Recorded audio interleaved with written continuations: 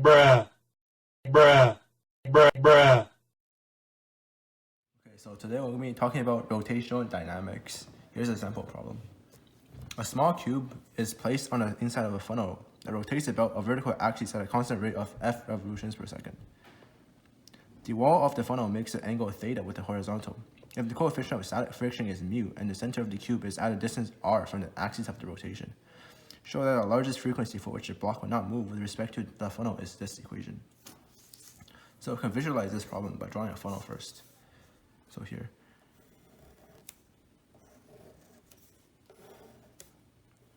you can see the block will be somewhere around here. If we draw a tangent here, it will make an angle theta to the vertical. The block will be here. So let's draw a free body diagram of the block. So first, we know there's going to be gravity acting on the block. So there's force mg here, and there'll also be a normal force perpendicular to the plane. Next, we know there's going to be a centripetal force acting outwards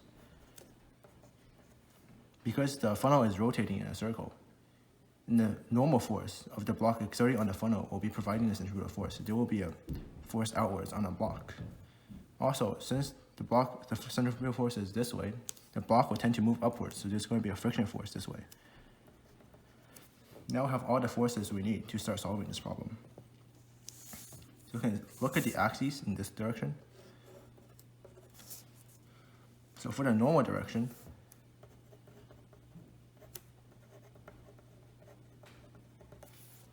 we can see that Fn is going to be equal to mg cosine theta plus centripetal force and theta, which equals m omega squared r sine theta.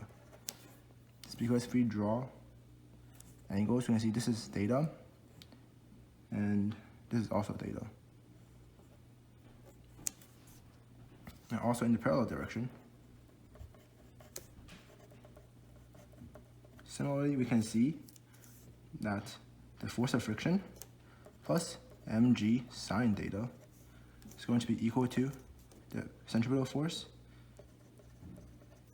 times cosine theta. Now we know friction is just mu times the normal force. So we can express this in terms of Fn. So friction is equal to mu times mg cosine theta plus m omega squared r sine theta plus mg sine theta equals to m omega squared r cosine theta. You can see all of these terms have an m in them, so we can just cancel the m out and expand. So we get mu g cosine theta plus mu omega squared r sine theta plus g sine theta equals to omega squared r cosine theta. Now we can combine the omegas to solve for omega.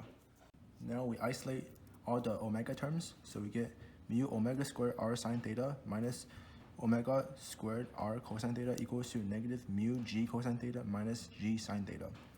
Now we factor out the omega, we get omega squared mu r sine theta minus r cosine theta is equal to, factor out the g from this, negative g mu cosine theta minus plus sine theta. Now we move this to the other side and take the square root. Get omega equals to negative g mu cosine theta plus sine theta over mu r sine theta minus cosine theta r square root. Now this equation is already looking very similar to the one above here. To make it look exactly the same, we can factor out r and negative from the bottom. So we get omega equals to square root of negative g mu cosine theta plus sine theta over negative r cosine theta minus mu sine theta. And the negatives cancel out. After you have isolated for omega, you know that the frequency is just omega over 2 pi. So the maximum frequency for the funnel will be F max equals to 1 over 2 pi square root of g mu cosine theta plus sine theta over r cosine theta minus mu sine theta, which is the equation from the above question. Now, the way I did it is the hard way, with the axes being parallel and perpendicular to the plane. Another way we can do it is by setting axes like this and solving it that way. And this is easier, so I'll leave this as exercise for you guys.